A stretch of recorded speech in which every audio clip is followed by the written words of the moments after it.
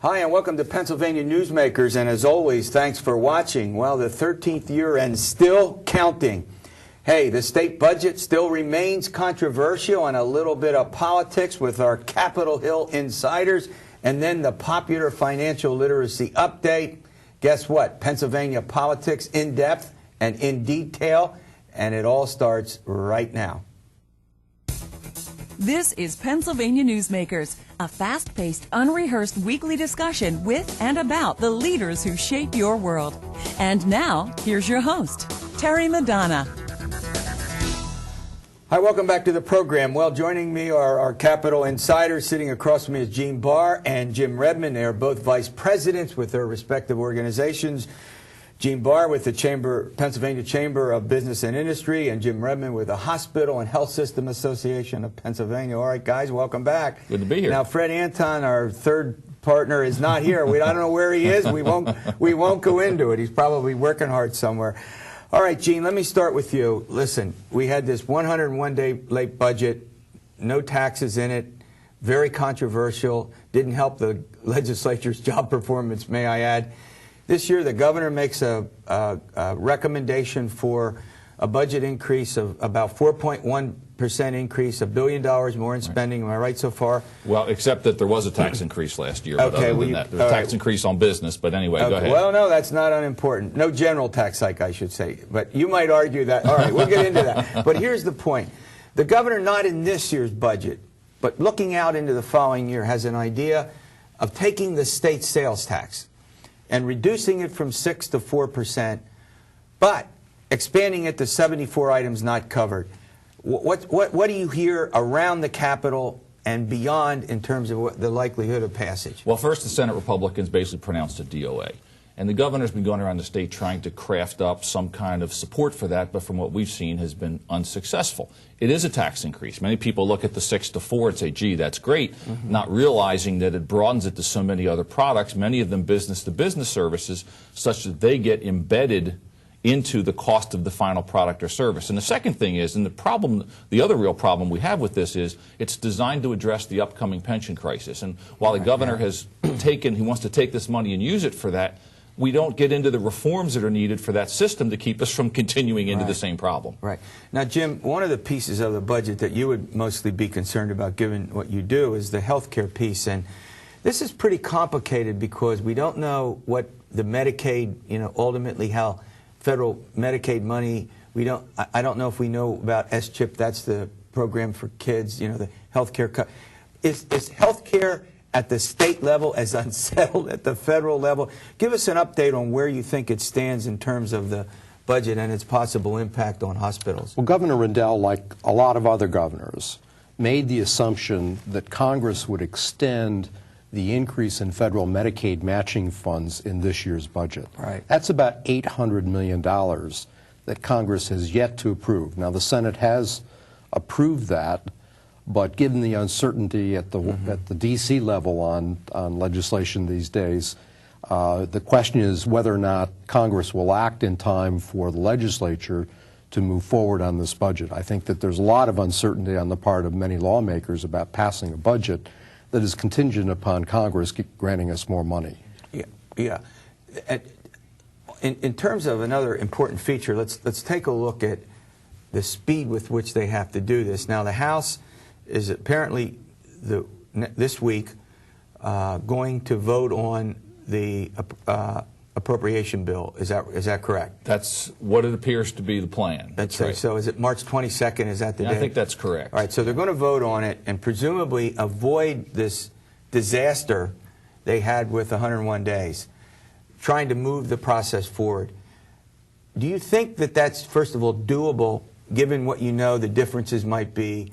And are we looking at another stalemate? Well, I think what's going to happen next week, assuming that it goes forward to move the vehicle, as it's called, you're going to get very little Republican support for this because of the spend increase that's been in there. $1 billion. The argument's going to be we're spending money we don't have.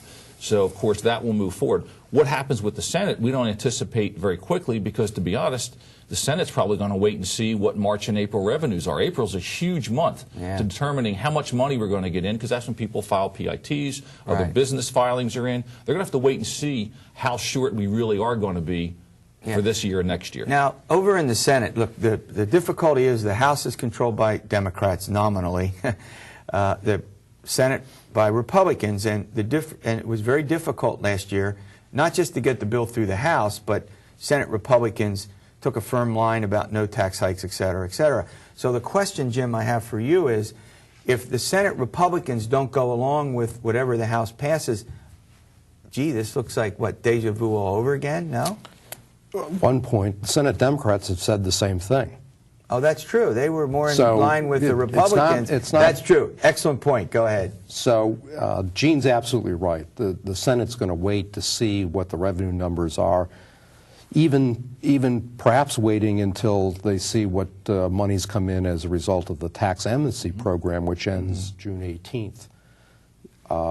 There are not a lot of legislative days in May because of the primary election and then as well as Memorial Day. Yeah. So I see this playing out sort of mid-June, and there's certainly a desire on the part of the legislature to try to get this done. Before we go to break, let me ask you: if you had a bet right now, and both of you guys have covered the Harrisburg scene for a long time, number one, are we here after June 30? I think we're here after June 30. I'm hoping, obviously hoping, that it doesn't go much beyond that. But for the reasons Jim said, now, waiting till all the revenues are in, it's going to be tough. But the governor has nothing to lose. Ed Rendell does not stand for re-election. He's not running. If they're here in July, but legislators have a lot to lose. Are they here after June 30? Yes. Oh my! I mean, most folks earlier thought this would be decided, that they would not want a replay of what we had seen. Now, after June 30, a couple days, no problem, but an extended... It could be a week. It could be a little after that for the reasons that you've said. The governor's not running, and we'll have to wait and see what the revenues look like, because we're already at a deficit. All right, we'll take a look about a couple of considerations dealing with Pennsylvania politics when we return following these words. This broadcast of Pennsylvania Newsmakers is presented by the Pennsylvania Chamber of Business and Industry, the statewide voice of business, and by the Pennsylvania Cyber Charter School, bringing educational innovation and freedom to the children of Pennsylvania. This broadcast of Pennsylvania Newsmakers is presented by PAConstructionJobs.com. For more information about rewarding careers in the highway construction industry, visit PAConstructionJobs.com. And by the Pennsylvania Manufacturers Association. Business in Pennsylvania is our business. Hi, welcome back to the program. Well, look, guys, we are in one incredible political situation in our state with a huge governor's election. Let's start with that. None of these candidates on the Democratic side are well known at all. Nobody gets more than 20%. It's like it's so fluid and unsettled. Jim, you followed a lot of these races for governor, and the governor's race is important, particularly on the Democratic side. Now, Tom Corbett has a lead in all the polls on the Republican side. Unsettled, fluid, what's your sense of this? Yes, but I think it's going to change probably sometime in late April when they start to go up on the airwaves. As you well know, it's very expensive to run for statewide office, and they're conserving their resources. Yeah. Look, one of the critical questions, Gene, at this point is, can one of these Democrats somehow break out of the pack? They're all bunched together. You know, we've got the regional differences, two candidates from the East, two candidates from the West. Do you think this year there's any, I mean, in terms of what they have to talk about, now you follow this, what issues really matter? What do you think they have to talk about that matters? Well, every survey you see, jobs are right at the top of the list. Right. So anything that focuses on that has got to be their paramount concern, and anything that comes from that has got to tie back into that. So anything that helps that would seek to prevent job creation, I think is going to be huge. It's forefront of people's minds, so I got to believe that's what they're leading with. Right. Health care clearly is going to be a topic of discussion, but it's got to focus on jobs. The social issues, I mean, typically, and you know this, we've often had these big debates about abortion and guns, seemingly not relevant in any of the polls. Jobs have shoved them off the table. And the budgets, and balancing the budget and how they're going to do that. Some folks have said jokingly that maybe some of these candidates should wait another 4 years. The problems are looking out. are insurmountable. I mean, I think our next governor is going to face some incredible problems fiscally. all right, we're going to talk about something that maybe a lot of us have not paid attention to, something called the lieutenant governor's race. We got so many candidates, you can't keep them straight. What that's all about, stay with us and you'll find out. This broadcast of Pennsylvania Newsmakers is brought to you by Pennsylvania Credit Union Association. Pennsylvania Credit Unions, where people are worth more than money. To find a credit union that is right for you, check out ibelong.org.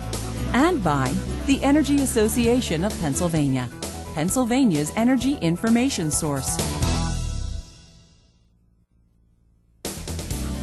This broadcast of Pennsylvania Newsmakers is presented by the State System of Higher Education. 14 state-owned universities. The state system is the largest provider of higher education in Pennsylvania. And by the Hospital and Healthsystem Association of Pennsylvania, working towards a healthy Pennsylvania. Hi, welcome back with Jim Redmond and Gene Barr. They're our Capital Insiders. We're chatting about some items that are going to be hugely important down the road, the state budget, looming deficit again, but we're segued a little bit to politics. Look, one of the things I can't understand is why anyone wants to be lieutenant governor, except, haven't we, Gene, haven't we had some lieutenant governors that have moved up a little bit? A guy like Schweik, go ahead. Oh, you had Mark Stingle, who took over from Governor Casey for a while when he had his health issues. You had Mark Schweiker take over for Governor Ridge when he went off to Washington. So we've had that happen, and of course both are fairly recent. So we have had that happen. Yeah, and Jim, typically lieutenant governors don't have a lot to do. They they preside over the Senate. I guess they pick up the phone and call the governor's office and ask how he's doing, how his health is. But I mean, how do you make sense? There are, what, 8 or 9 people running on the Republican side alone? I mean, how does anyone make any sense of that? Well, I think if you look back at other elections for lieutenant governor, you've also had a large number of people vying for that position. That's true. And when it happens is that sometimes governors pick candidates. You know, like Tom Ridge picked Mark Schweiker, and Bob Casey, who didn't win, picked Jack Wagner. Jack Wagner, and Right. that didn't work out so well. But the bigger point is, it seems to me, they're elected separate from the governors. Right. Do you think it makes some sense to have the governor's candidates pick a lieutenant governor and run together? That's a big debate about that. It does. I would certainly make for, some would argue for a more cooperative atmosphere between the two. You've had cases where, it appears that some aren't as close as others. Well, how about now? That. How about now? Well, now you have 2 different parties, of course. Yeah. A lieutenant governor of one party, explain that. Yeah, it creates some interesting dynamics.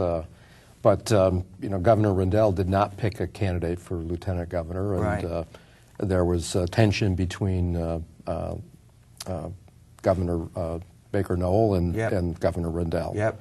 And of course, you could still have that situation because you had, even though you have Governor Rendell didn't pick Lieutenant Governor Noll, the same situation would have happened because she passed away in office. There, because you have Republican pro tem, he moves up automatically. So you still have the same situation. All right, we're out of time. Great update. All right, listen, the fact of the matter is very few people know the gubernatorial candidates, much less. We're going to probably nominate lieutenant governor candidates that are not very well known by the people. I think you would agree with that, right? Yes. Not very well known. It's sort of a crapshoot. Usually the case. Oh, wonderful. All right, financial literacy update. It's coming up next. This broadcast of Pennsylvania Newsmakers is presented by Highmark Blue Shield, changing the way health plans work for business with a variety of plan options for employers and more choices for employees. Information is available at highmark.com. Have a greater hand in your company's health. And by the Pennsylvania Healthcare Association, the future of long-term care.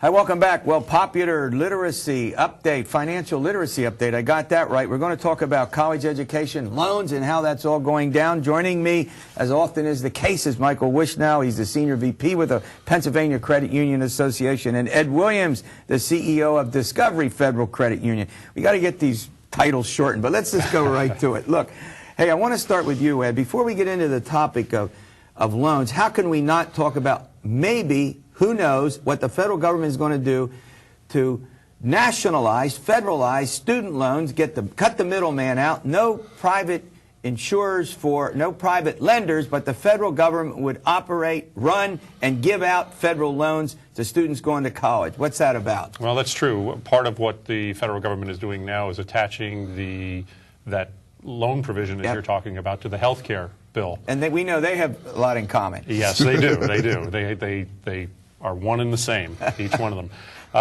It's the Federal Family Education Loan Program that the government is looking to cease the banks and credit unions from having the subsidy from the federal government and, in effect, lend directly to the schools and the students instead of going through banks and credit unions. Now, talk pros and cons. Well, I mean, the pro and how it's being sold is it eliminates a middleman, which in theory would eliminate cost. The counter argument is, can the federal government do it more cost effectively than the private sector? Right. And there's probably some answer in between those two. Yeah. Not sure. Well, it's been a goal, just for you folks out there, of the Obama administration. You know, attaching it to the health care bill may bring it a few more votes. That's obviously, plus they happen to get it through. If they can get it through, that's a way to get it through. Agreed? Correct. Yeah. All right. Well, the other thing, Terry, though, is that regardless of what happens with the federal program, there's still a niche for private student loans being made by credit unions or banks to supplement what folks get in the federal area. Absolutely. Right, Ed? Absolutely. Okay. So it's not an either or, but they would assume, the federal government would assume a huge chunk of it. Is that fair? Yeah, they'd assume the federal piece. The federal Correct. piece. Yes. All right. They already have a piece of that as well, too, with the Stafford loans that they give to each individual student that goes to school. Well, I know you're sitting out there and you're wondering what this is all about, but I'll tell you what, anybody, you parents out there who have kids in high school and even junior high, this is middle school, excuse me, it's how old I am, you better pay attention to this because all this is pretty important stuff. All right, I want to get back to the whole importance of loans, how people fund them, how, if you're going to go to college, what a degree is worth, take it from there. Okay, well, every individual, every person that's going to school will qualify for a federal loan. It is the Stafford loans. They need to fill out the free application for federal student aid, or colloquially known as the FAFSA form. Right. They fill out that form that then determines what their responsibility can be, how much money they can pay out of their pockets. The federal government does provide Stafford loans, both subsidized and unsubsidized. The easiest way to figure that out is subsidized loans, the federal government will pay the interest on those loans during the time period that the student is in school. Unsubsidized loans, what they will do is they will not pay the interest and in effect capitalize the interest on those loans. Okay, let's break this down, Mike. If you're a parent out there, and we're now in this season, you know, where people are starting to, they got to worry about the finances for going to college. Give me 3 or 4 things they should do to understand what Ed has just mentioned. In other words, to implement what Ed has just said. Number one, fill out the FAFSA form. Okay. Where do they get those forms? The FAFSA form you can get online from the federal government. You can get them from any school. The guidance counselors in the high schools can help you. But you got to see what your financial liability is and also determine whether you can avail yourself of a subsidized loan or not. Okay. So you look at that piece first. Then, once you know what your tuition is and what you can get from the federal government, you look at that gap and you figure out how to finance it. And I know, Ed, you're better at this than I am, but the credit unions have some strong programs that can help fund that gap. Correct. There's also the PLUS student loan, the parent loan for undergraduate students, which can be applied for through the help of your college financial aid office. But over and above that, if there is still a shortfall, credit unions offer what's called private student loans. I know that our credit union has partnered with an organization called CU Student Choice to provide private student loans that basically compete with those parent loans for undergraduate students. Now, this is pretty complicated stuff. So the whole point about this is that people need to go and get help by consulting some reliable, authentic expert. You're shaking your heads here. Yes. Not to get sidetracked. How do they do that? Do they go to a credit union? Do they call you? Do they go to a bank? Do they go to a guidance? If people out there want to know, gee, this is complicated stuff, Mike, what do you want them to do? Well, I think the financial aid offices in the colleges can be of a great deal of help. I also think that their financial institution, credit union or bank, can also provide some options for But before borrowers. they begin, you would say, go get this information. Don't go down the track until you understand it. Correct. Do you agree? Yes. All right, now look, everybody should, I'm a professor. Everybody, I think our audience knows this, been one my entire career. The value of a degree, not everyone should go to college, but boy, if you do go to college, I mean, in terms of just income and some life satisfaction, pretty important, plus something else, statistics on unemployment. Right. How likely you are to be unemployment. Go ahead. Especially in this day and age with unemployment running so high, the statistics show that a bachelor's degree, that unemployment is roughly around 5% right now. If you have not gone and have not completed through high school, the statistics show that it's about 15.5% unemployment right now. So obviously you can see where getting that degree and going on to get a higher education is very important. Now look, we're not saying college is for everyone. I think we all would agree there. We're not saying that, but we are saying that there is a difference between what you earn over a lifetime, and that's pretty substantial, and the likelihood of whether you'll be out of work, or more importantly, if you get out of work, finding another job. And what is it now? We change jobs 6-7 times in a career. Yeah, absolutely. Yeah, people aren't beholden to the company like they used to. Yeah, it's not the old days. All right, let me go to one other aspect in the time that we have here. There's direct loans that you can explain this difference on direct loans versus whether or not. How do you go about using these different features, these different components of lending? Well, typically, a lot of the high schools in our area will hold a financial aid or a Fording College night. Right. You can go there and get information. What you would do is, as Mike said, first fill out your FAFSA form. That will now determine what your expected family contribution can be to paying college. Then what you do is you look at what you're getting from the college in any form of a tuition reimbursement or any type of a scholarship, any loan that you get from the government, either subsidized or unsubsidized. There typically is a shortfall after that. Yeah. You can look to banks and credit unions. We'd like you to look at credit unions for these private student loans. We have a program, again, that will allow parents to come in with the potential college. Great update. All right, we'll see you next week for another edition of Pennsylvania Newsmakers, and as always, stay well.